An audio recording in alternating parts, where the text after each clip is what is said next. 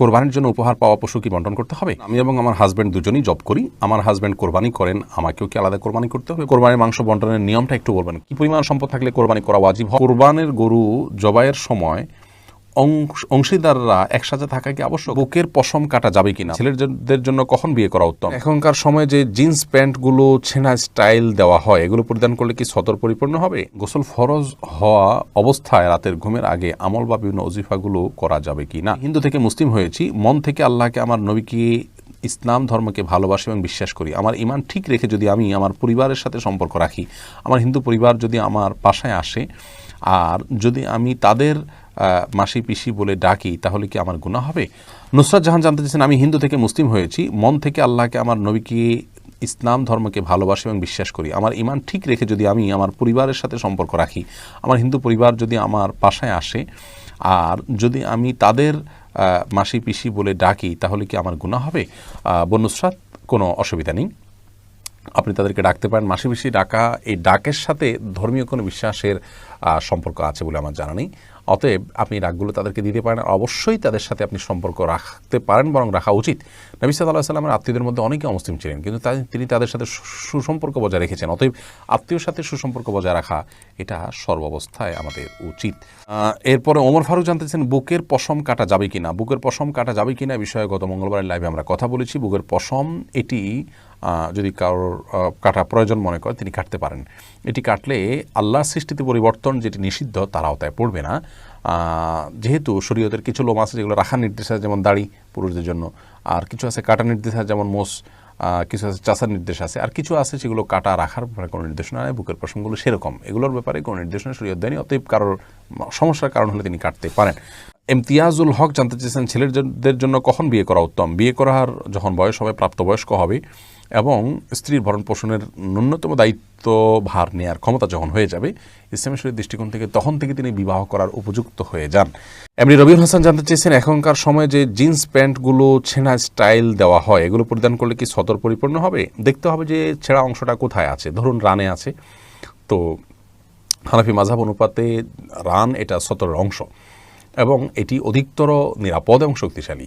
সেই জায়গা থেকে যদি রানের অংশে অথবা নিতম্বের অংশে যদি ছেঁড়া থাকে, আজকাল স্টাইলের জন্য ছেঁড়া হয়, সেখানে যদি ছেঁড়া থাকে এবং তার সে অংশ শরীরে দেখা যায়, তাহলে সেটি অবশ্যই সতর ঢাকার জন্য যথেষ্ট হবে না। তারপরে অন্য কিছু পরে তারপর সালাত আদায় করতে হবে এবং সতর মুক্ত রাখার দায়ে তিনি সর্বদা গুনাহগার হবেন অন্যদের সামনে। আর যদি এমন হয় যে নিচের দিকে হয়, সাধারণত প্যান্টে দেখা যায় যে নিচের দিকে পায়ের গোছা টোছা সব জায়গার দিকে হয়, তাহলে সেক্ষেত্রে এর কারণে তার সতর না ঢাকার অপরাধ হবে না, কারণ হলে এটি সতরার আওতার বাইরের অংশ। সাজেদা সাথী আপনি জানতে চেয়েছেন, গোসল ফরজ হওয়া অবস্থায় রাতের ঘুমের আগে আমল বা বিভিন্ন ওজিফাগুলো করা যাবে কি না? গোসল ফরজ অবস্থায় আপনি দোয়া দুরুদ পড়তে পারেন। কোরআন কারীম এর আয়াত যেগুলো আছে সেগুলো পাঠ করবেন না, এমনি সাধারণত জিকির ইত্যাদি আপনি পাঠ করতে পারেন। তবে গোসল ফরজ হওয়ার পর অজু করে নেওয়া হলো উত্তম। যদি আপনি গোসলকে বিলম্ব করতে চান, মাঝখানে অন্য কিছু করতে চান, যেমন জিকির আজকার করবেন ইত্যাদি, তাহলে অজু করে নেওয়া উত্তম। যদিও না করে আপনি করতে পারেন। নবী করিম সাল্লাল্লাহু আলাইহি ওয়াসাল্লাম অজু করে নিতেন সাধারণত। পরে রোজিনা আক্তার আপনি জানতে চেয়েছেন, আমি এবং আমার হাজব্যান্ড দুজনেই জব করি, আমার হাজব্যান্ড কোরবানি করেন, আমাকেও কি আলাদা কোরবানি করতে হবে? বোন রোজিনা, আপনি কোরবানি করতে পারলে ভালো। যদি আপনার সামর্থ্য থাকে তাহলে আমরা আপনাকে পরামর্শ দিব কোরবানি করার, এবং সেটা হবে আপনার জন্য অধিকতর নিরাপদ। যদিও এটা নিয়ে স্কলারদের মধ্যে মতপার্থক্য আছে এবং আমাদের দেশের ওলামা ইকরাম সামর্থ্য হলে পরিবারের একাধিক সদস্যের উপর আপনার কোরবানি আবশ্যক হওয়ার বিধান তারা উল্লেখ করলেও আরবিয়ান স্কলাররা, বিশেষ করে সৌদি আরব ওলামা ইকরাম, তারা মনে করেন যে একটি পরিবারের জন্য একজন ব্যক্তি কোরবানি করা যথেষ্ট, এবং সেই মনে করার যথেষ্ট যৌক্তিক কারণ তাদের কাছে আছে। সেটি হলো বিভিন্ন হাদিসে নবী সাল্লাল্লাহু আলাইহি ওয়াসাল্লাম একটি পরিবারের পক্ষ থেকে একটি উদহাইয়া বা কোরবানির কথা বলেছেন। কিন্তু যদি আপনার সামর্থ্য থাকে আর আপনি কোরবানি দেন, তাহলে সেটা আমরাকে নিরাপদ মনে করব। আল্লাহর পথের যাত্রী জানতে চেয়েছেন, কোরবানির মাংস বন্টনের নিয়মটা একটু বলবেন। কোরবানির মাংস 3 ভাগে ভাগ করা মুস্তাহাব, উত্তম। 1 ভাগ নিজের জন্য রাখলেন, 1 ভাগ গরিবদেরকে দিলেন, আরেক ভাগ আত্মীয়স্বজন, পাড়া প্রতিবেশী বাকিদেরকে দিলেন।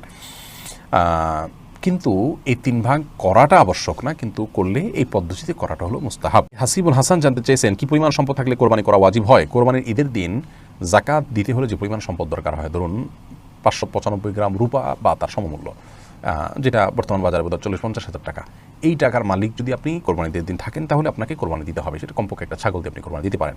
এটা হলো আবু হানিফার মত অনুযায়ী। আরবিন স্কলার, বিশেষ করে ওলামা ইকরাম এবং অন্যান্য মাযহাবের ওলামা ইকরাম অবশ্য বলেন যে কোরবানিটা ওয়াজিব নয় এবং এর সাথে যাকাতের নিসাবের কোনো সম্পর্ক নেই। যাদের সামর্থ্য আছে অল্প থাকলেও তার দেওয়া উচিত, আর না দিলে গুনাহ হবে না। এটি হলো তাদের দৃষ্টিভঙ্গি এবং মত। যেহেতু আপনি জানতেছেন কোরবানির জন্য উপহার পাওয়া পশু কি বন্টন করতে হবে? কোরবানির জন্য উপহার যদি পেয়ে থাকেন, যিনি আপনাকে পশু উপহার দিয়েছেন তিনি তার কোরবানিটা জাস্ট আপনাকে পশু দিলেন, এমনটি যদি নিয়ত করে থাকেন তাহলে তো কোরবানিটা তার। আপনি গোশত নিজে খেলেন, অন্যদেরকে দিলেন না দিলেন সেটা সম্পূর্ণ আপনার ইখতিয়ার।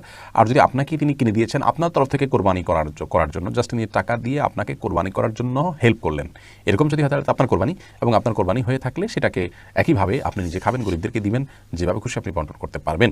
কোরবানি গোশতের যে বিধান সেটাই এখানে প্রযোজ্য হবে। এসব ক্ষেত্রে আসলে যিনি কিনে দিয়েছেন যদি এমন হতে পারে যে তিনি তার কোরবানিটা জাস্ট আপনাকে দিয়েছেন করবার জন্য, তাহলে সেটি ক্লিয়ার করে নেওয়া উচিত এই সম্ভাবনা থাকলে। মুস্তফা রিয়াদ, আপনি জানতে চেয়েছেন কোরবানের গরু জবাইয়ের সময় অংশীদাররা একসাথে থাকা কি আবশ্যক? না, অংশীদাররা দূরে থাকলেও হয়ে যাবে, অসুবিধা নেই। সবাই একসাথে থাকা কোনো আবশ্যক